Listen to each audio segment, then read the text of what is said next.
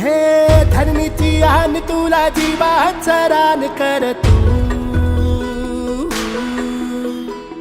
पेटून राहू भार वादळ वाऱ्यात र तू अॅग्रोवन सारखे लोक आपल्यासाठी करताय त्याला माहिती घेत 6 मतांना अरविंद पाटलाकडे लगेच 6000 रेट बी काढला तुम्ही.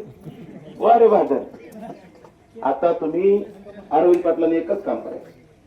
उदाहरण म्हणून सांगायला अरविंद पाटील तुम्ही सगळ्यांनी उद्या इमानदार आई वडिलाची शपथ घेऊन ज्या देवाला म्हणता त्या देवाची शपथ घ्या.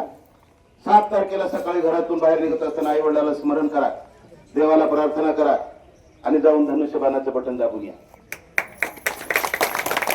अरविंद पाटलाच्या घरामध्ये 6 मतदान आहे.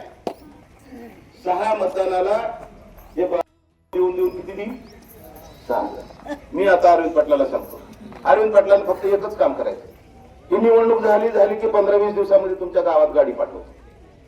ती गाडी येईल धर्मवीर आनंद दिघे सहाय्यता कक्ष नावाने एक फाईल घेऊन येईल. प्रत्येक कुटुंबाच्या घरी येईल. अरविंद पाटलाच्या घरी जाईल, सगळ्याच्या घरी येईल आणि त्या ठिकाणी तुमच्या फाईल मध्ये तुम्ही फक्त एक काम करायचे. आता अरविंद पाटलांना काय काम करायचं आहे? 6 मतदान आहेत.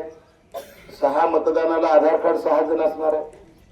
6 मतदाराचं आधार कार्डची झेरॉक्स आणि त्याचे नंबर द्यायचे आणि त्या आधार कार्डला लिंक असलेला मोबाईल नंबर द्यायचा. माझ्याकडे शिंदे साहेबांनी एक मशीन दिली आहे.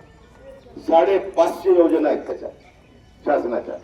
550 योजनेमध्ये अरविंद पाटलाच्या 6 लोकांचा नंबर टाकला आणि मोबाईल नंबर टाकला की जवळपास 550 योजनेपैकी कमीत कमी 10-15 योजना खटखट खटखट खटखट माझ्याकडे येणार आहे. का व्हिडिओ चालू आहे तर किती गुळ नाहीतर साखर गव्हाचं पीठ आणि भात आमटी त्याला 1000 रुपये लागतात. पुरते 1000 रुपयामध्ये पुरते का?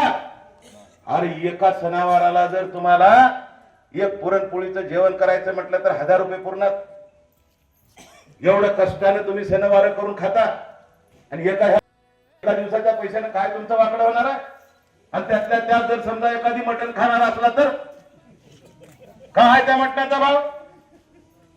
काय भाव आहे मटण?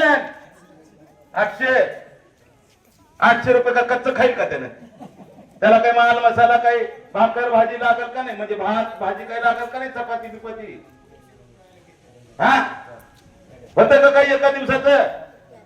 आणि त्याच्यात जर गावठी कोंबडं खाल्ला तर अजून पैसे वाढले.